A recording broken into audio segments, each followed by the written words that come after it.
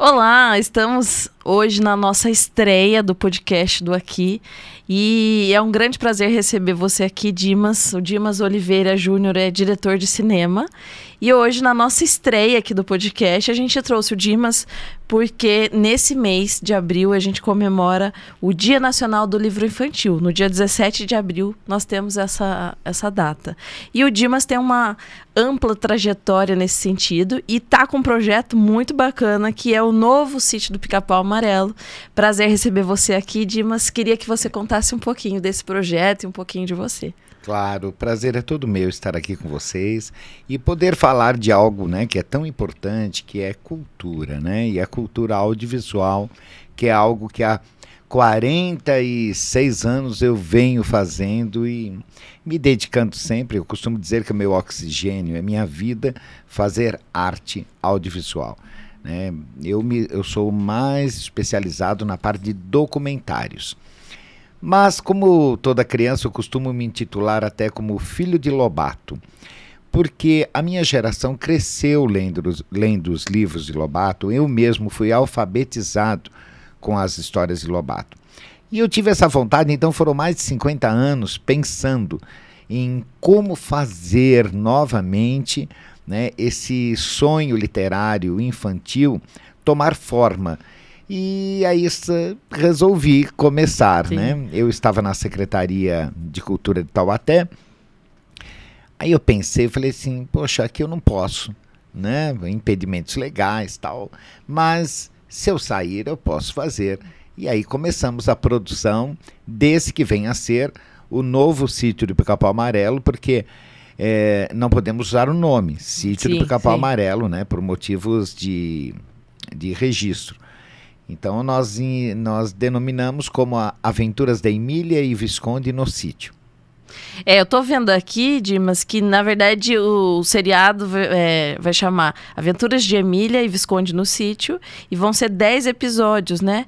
Conta um pouquinho pra gente como vai ser no formato do sítio antigo que todo mundo conhece ou vai ser mais focado nos personagens? Como que vai ser isso? Porque é aquilo que você falou, né? Todo mundo tem uma memória afetiva relacionada a Monteiro Lobato ou relacionada ao Sítio do Pica-Pau Amarelo ou alguma coisa do universo dele, né? Sim. Então você consegue dar um spoiler pra gente do que vai ser esse novo sítio? Claro. Nós tomamos, Ana, um cuidado muito grande, né, com relação a esse novo sítio. Uma maneira de inserir os personagens de Lobato numa linguagem um pouco mais atual. E isso porque, sem macular a obra do grande Monteiro Lobato, mas para que a obra ficasse mais próxima dessa nova geração, né? Nós sabemos que é uma nova geração movida a redes sociais, leitura mínima, não existe uma curiosidade muito grande com essas coisas do passado. Então nós procuramos, através da Emília, do Visconde, trazê-los mais próximos, mas mantendo o universo dos livros, né?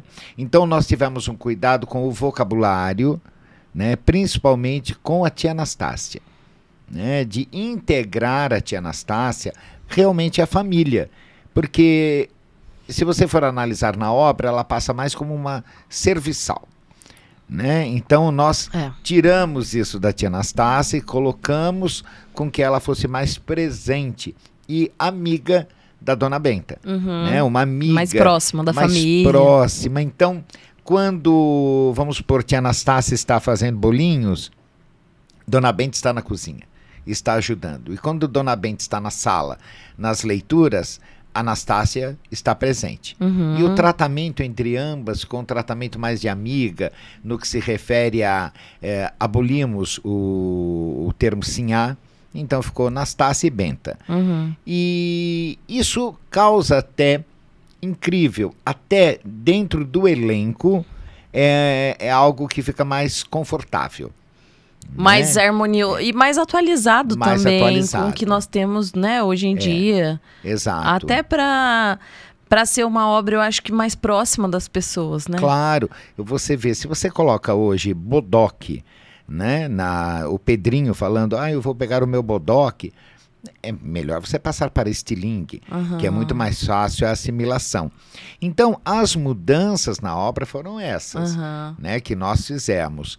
E o visual também da tia Anastácia, que ela vem com um visual assim mais afro, um visual assim muito bonito, que ficou muito bonito do que aquela coisa que se apresentava antes nos livros, né? Sim. E nas outras versões do Sítio do Pica-Pau Amarelo. E me fala uma coisa, as gravações já começaram? Como que tá a produção desse material? Nós já estamos gravando o 5º episódio.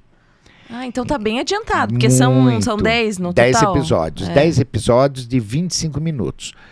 Lógico que nós pretendemos, né, agora tem algumas emissoras que solicitaram material para análise, para fazer um licenciamento. Então nós estamos aguardando agora finalizar os 10 episódios para apresentar às emissoras. Mas bacana. Estamos bem adiantados, trabalhando muito com efeitos especiais, porque como você mostra Viagem ao Céu, né, o Minotauro, os 12 Trabalhos de Hércules, se você realmente não puder contar com toda um trabalho, né, de tecnologia, né, efeitos, muitas cenas são gravadas em estúdio para que a gente possa passar uma realidade para o público, né, como é o caso de Reinações de Narizinho, 70% em estúdio. Isso que eu ia te perguntar, as gravações estão sendo feitas onde? Em São Paulo, em Taubaté? Como que vocês definiram isso? Em Taubaté. O sítio em si, externo, né, a casa, a varanda, nós estamos realizando num bairro de Taubaté, num condomínio chamado Chácaras Cataguá. Tá. Que tem um aspecto também bem rural, né, essa locação que nós escolhemos. A parte interna, né, cozinha, sala, é numa residência também em Taubaté. E o estúdio é em Taubaté. Ah, então... E os atores? Olha, os atores que... Eu tive muita sorte, porque eu consegui, a gente costuma chamar de elenco central, né? O nosso elenco central, que é Dona Benta, Tia Anastácia, Visconde, Emília, Narizinho, Pedrinho, são pessoas extremamente profissionais. A nossa Emília, que é a Larissa Heloise, ela é de Taubaté. Manuela Brigagão, que faz a Narizinho, é de Taubaté. O Cauã Freitas, Pedrinho, é de Taubaté. Todos eles entre 12 a 13 anos. Que legal, idade. Porque vai ser é uma obra que valoriza, né, o local Taubaté, porque a gente tem mostrando as ruas de Taubaté. Isso. E é um local também e é uma obra também que a gente valoriza o taubatiano, né? Lógico, e mostra, né? Eu sempre falo, sabe, Ana? Eu acho ótimo valorizarmos. Isso eu sempre disse.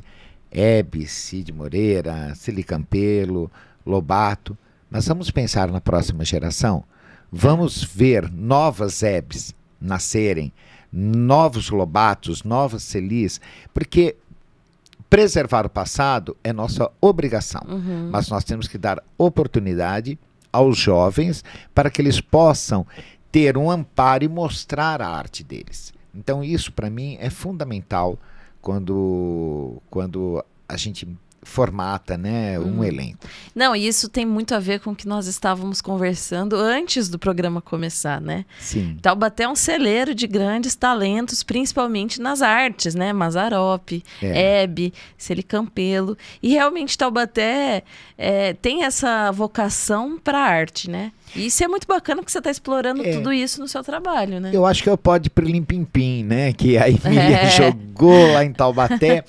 E Taubaté realmente ficou esse celeiro de artistas, né? Aí voltando a falar do elenco. Nós temos a tia Anastácia Camara Barbosa, que é de Caçapava. Ah, que bacana. Também da região. Também coladinho. Da região. Temos o Jefferson Mione, o nosso Visconde de Sabugosa, que é joseense. É daqui de São José. E temos a Dona Benta, que é a Sandra Thea. Sandra Thea é paulistana, mas está residindo em Taubaté. Então todo o Vale do Paraíba está contemplado aí no elenco. Todos contemplados. E nós temos também o nosso segundo elenco, que é Príncipe Escamado, Hércules, Dona Aranha, Dr. Caramujo, todos são taubatianos e são da escola Fego Camargo. Ah, que é o pai da Hebe. Que é o pai da Hebe. Muito legal. Não, é bom saber, é muito legal pra gente que gosta de arte ouvir que existe uma obra tão bacana em andamento aqui na região, explorando grandes talentos que nós temos aqui, com uma obra tão singular que é a obra de Monteiro Lobato, né? Sim, eu acho importantíssima. Ela traz muitas mensagens, né? Lobato foi um homem muito à frente de seu tempo, foi um visionário. Então, é uma obra que nós não podemos deixar somente na prateleira. E a gente nota que o jovem hoje, né, ele tem um apelo muito forte, né, com o audiovisual. Sim. Então, o porquê não fazer isso? Por que não fazer essa releitura e poder levar a eles? E olha, eu estou me surpreendendo.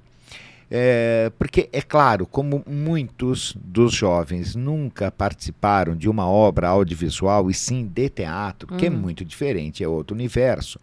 Então, eu denominei aulas, que são workscenes, que eu faço, já estou fazendo há 2 meses com eles, preparando o que é estar frente a uma câmera, o que é a naturalidade ao interpretar, como você vai mergulhar naquele universo daquele roteiro. Então, isso eu estou fazendo para que eles possam realmente atuar com naturalidade, com verdade e seguros. E eu estou me surpreendendo porque eles estão se divertindo. Aliás, eles e eu. Eu voltei a ter 15 anos, viu? E é nesse ambiente de aprendizagem, de troca, que a gente acaba descobrindo grandes talentos, né? Muitos, muitos. E eu sempre falo, preparar a criança, o jovem, para depois ele, com um material, um portfólio, um resultado desse trabalho, mandar seu material para São Paulo, Rio de Janeiro. Eu sempre alerto os pais, não vá de imediato bater na porta de uma emissora, não. Primeiro, tenha conteúdo. Forme o material do seu filho para depois apresentar. Né? Porque a gente sabe, mundo de televisão... tem que ter aquele portfólio inicial, né? E outra, é impessoal. Ou você está preparado, ou você não faz. E, Dimas, as gravações já estão em andamento, estão bem adiantadas, e vocês já têm uma data para estreia? Alguma data que vocês visualizam desse material já estar disponível para o público? Olha, nós vamos apresentar dia 18 de abril, aniversário de Monteiro Lobato, com direito a parabéns e tudo, no Via Vale Garden Shopping de Taubaté, na praça de eventos. Nós vamos apresentar um episódio e também um mini documentário contando como foi fazer esse trabalho e quem é quem nessa obra. Que legal. Então eu vou estar dando depoimento, diretor de efeitos especiais, os atores sem caracterização. Então nós vamos fazer esse evento com o apoio do shopping, que foi assim extremamente gentil em nos apoiar, aberto ao público, né, com a entrada franca, e alguns dos atores estarão caracterizados. Só para lembrar o pessoal que está nos assistindo, nos ouvindo, que dia? 18 de abril, às 19 horas, no Via Vale Garden Shopping, em Taubaté. Muito bom. É bom para as pessoas já anotarem na agenda e já reservarem esse dia, porque com certeza vai ser super especial. Vai, muito, muito. A Cleo Monteiro Lobato, bisneta do Monteiro Lobato, embarcou ontem. Ela mora nos Estados Unidos e ela vem para essa comemoração e apresentação do primeiro episódio. Então vai ser uma apresentação validada pela família, validada, né? Pela família, eu até falei, com direito a bolo de aniversário e parabéns. E me fala uma coisa, a obra de Monteiro tem muitos detalhes, né? E o figurino é um ponto importante. Como é que vocês estão trabalhando isso, a caracterização dos personagens? Como vocês estão conduzindo essa parte? Olha, na primeira parte de layout do elenco central, né? Então, como eu falei para você no caso da tia Anastácia, nós fizemos algumas alterações com relação ao figurino. né? Nada que lembre aquilo que já foi feito no passado. Fizemos uma mudança muito grande. O nosso Visconde, ele é um nobre da época do Império, né? Muito bem trajado e tal. E nós temos, claro, que é uma quantidade muito grande, né, de figurinos e acessórios. Então nós temos uma fada, a fada da agulha lá em Taubaté, que é a Regiane, que é a nossa figurinista, a nossa costureira, e ela que está fazendo todos esses figurinos. Porque, minha filha, você não tem ideia de quantos figurinos são. É muito figurino, Não, muito coisa. Figurino e todos muito elaborados, com muitos detalhes, Todos, né? Não é um figurino simples, né? Não, porque você vê, se você for analisar, simples é a Emília, né? A Dona Benta, Pedrinho Narizinho, mas de resto, para você até passar e prender atenção, é complicado, é muito O próprio acessório. Visconde, né? E a Cuca, né? A Cuca... São muito difíceis, né, de desenvolver. Muito. A Cuca vem numa versão meio El que Maravilha, sabe? Bem, né, bem exuberante. Que a Cuca, é impressionante como a Cuca, ela é amada pelo público, né? A Cuca, ela é um encanto, né? Todo mundo quer ter a bonequinha da Cuca e tal. Então nós caprichamos muito na figura da Cuca. Engraçado você falar isso, porque as pessoas têm um quê com vilão, né? Tem. As pessoas têm essa questão do repele, mas depois ama. Você vê o caso da Nazaré, da personagem Nazaré, vivida pela Renata Sorrah, que, nossa, ela está todos os dias nas redes sociais, memes, né? Era uma vilã. O pessoal adora. E Dimas, falando ainda da obra, né? Muito se falou, teve até uma polêmica envolvendo Monteiro Lobato por conta de algumas pessoas sugerindo a reescrita de Monteiro Lobato, algumas pessoas sugerindo alteração de alguns termos. Quais foram os desafios nesse sentido, levando em consideração esse cenário, para você adaptar uma obra de Monteiro para o nosso universo de rede social hoje, de TV hoje? Porque é muito diferente o que nós fazemos hoje e o que nós fizemos nos anos 80, nos anos 90, né? Sim, muita coisa que foi feita nos anos 80 não pode nem passar hoje, né? Eu estava outro dia vendo um documentário sobre o Sai de Baixo, com Miguel Falabella. Há termos lá que hoje o programa sairia do ar. Então, na obra do Lobato, nós vemos alguns tratamentos que não são ofensivos, né? Como nega beiçuda, que o Pedrinho fala em relação à tia Anastácia. Nós sabemos que Lobato escreveu sobre aquele período, sobre aquela época. O que era natural naquela época, hoje não é mais. Então, nós procuramos suprimir frases e alterar, né?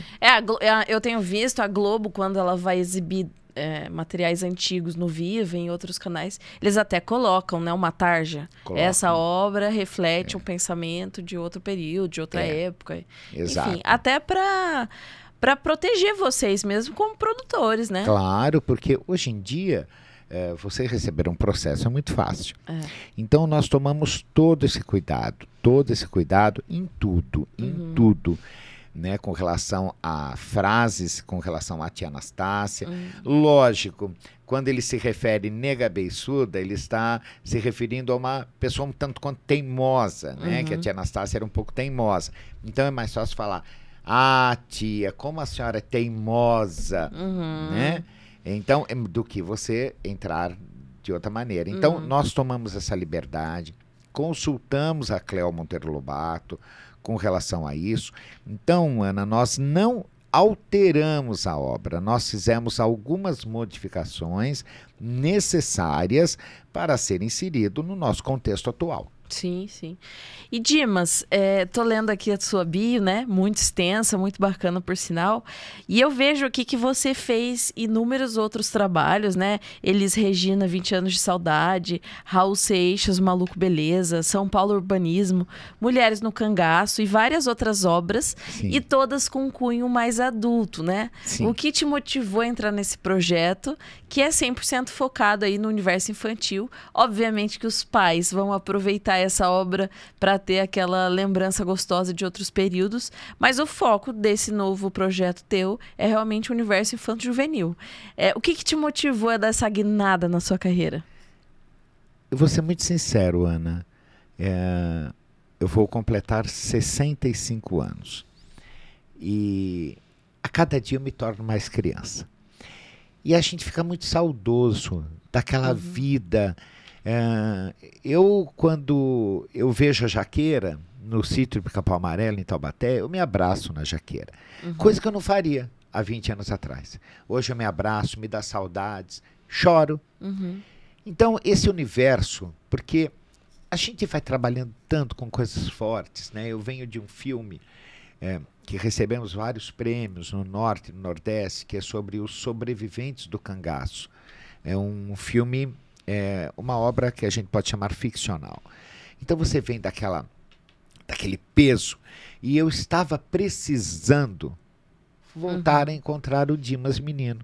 Então, para mim, está sendo uma experiência maravilhosa.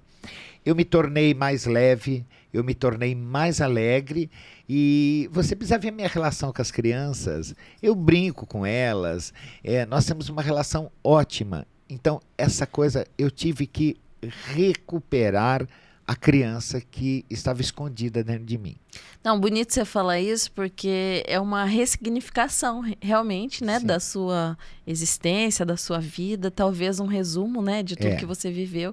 Eu tava lendo esses dias, a Rita Lee tem uma série muito bacana de livros infantis. Sim. Que ela desenvolveu, e ela falou uma coisa muito parecida com isso que você disse, né? Talvez encontrar a criança interior que existe dentro de você é uma forma de você se tornar uma pessoa melhor, né? Com 60, com 70, com 80 anos, né? E eu vejo, Ana, que isso é uma verdade.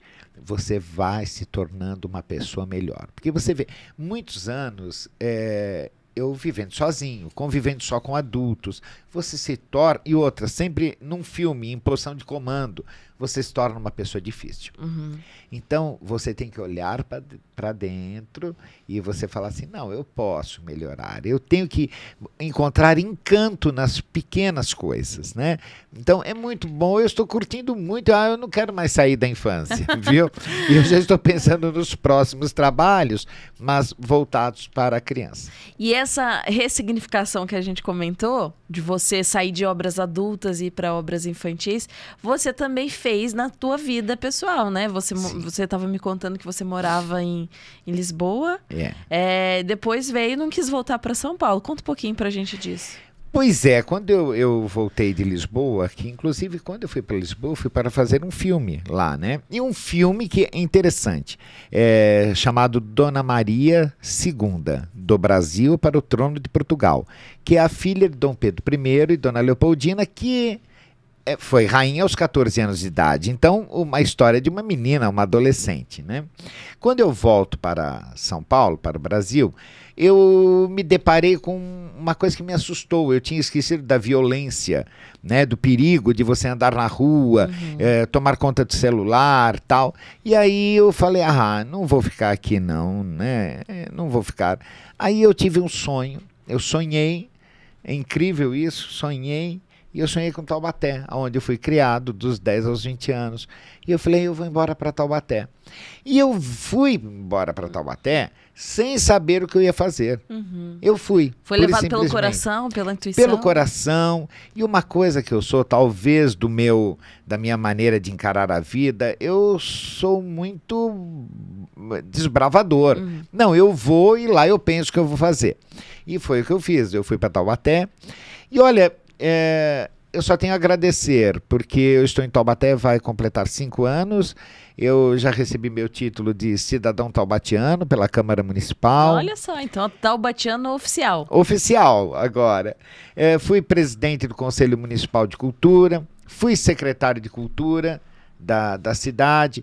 Então, isso acabou mostrando que era para eu estar lá. E agora esse presente, né, que é fazer esse seriado. Não, tudo lá. E olha que bacana, né? Você uniu o útil ao agradável. Sim. Você conseguiu uma cidade mais pacata, um pouco mais tranquila. E também conseguiu conciliar com seus projetos né, de cinema, de audiovisual. Porque Taubaté é muito forte nessa área, né? Muito, Taubaté a gente precisa muito explorar, né? Cada vez mais, mas hoje Taubaté já é uma referência aqui no Vale para nós, né? Sim, é uma grande referência. Eu sempre falo, Taubaté tem tudo para voltar a ser um grande polo cinematográfico, né? E atrair pessoas desse eixo Rio-São Paulo, porque tem tradição para isso, né? E tem locações maravilhosas também.